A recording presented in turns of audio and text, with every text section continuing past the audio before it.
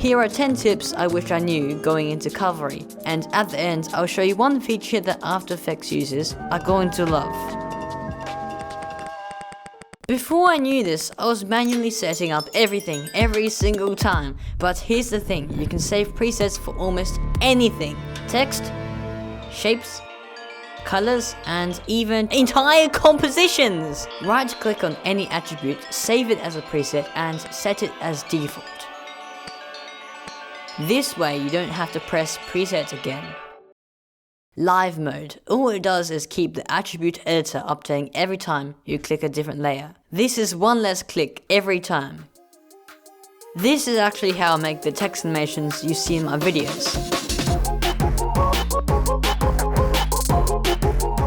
I recommend trying it out and just playing around with all the parameters. There are so many variations you can do with filters, deformers, combining it with the auto animate feature. And then I'll show you my versions. Okay, so Scenery.io is basically the Nothing community, but for Cavalry. It's a community that's branched off from the app. It has plugins, scripts, and a humongous stack of projects. If you downloaded the script from Scenery.io, go to the top menu, press scripts, open the script folder and drag it in. If it's a plugin though, just drag it anywhere into Cavalry. Cavalry has a shortcuts manager that used to be completely locked off. I'm pretty sure it was in the paid pro plan. Change them, especially if you're coming from After Effects or anything else.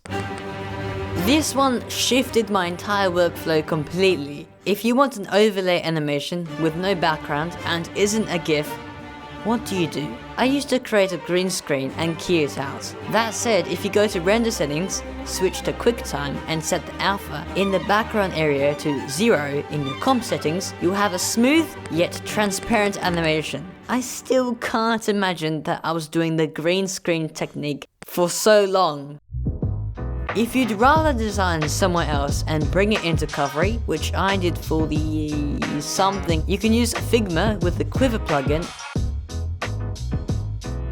Or now, you can do the exact same thing with Affinity without the Quiver plugin.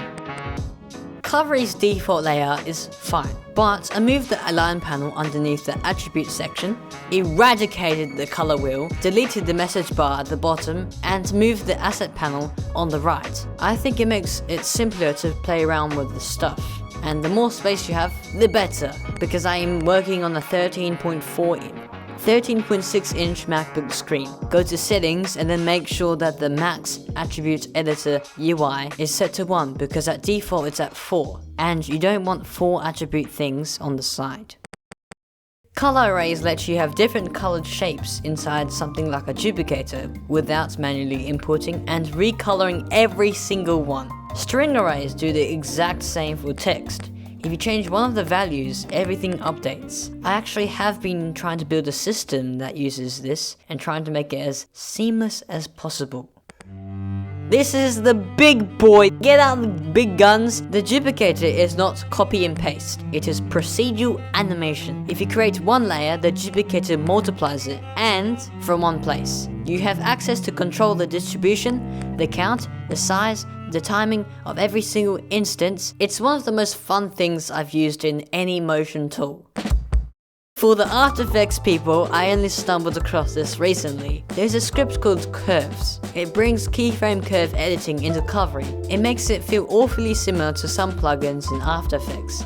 I've set up a few presets which have vanished from the new update, but that does mean that you can build a brand on just your animation easing alone. It is paid, but it's worth the investment. If any of these saved you some time, some valuable time, you can send a small coffee, link in the description. That's 10 things, well 11, that I wish I knew going into Cavalry.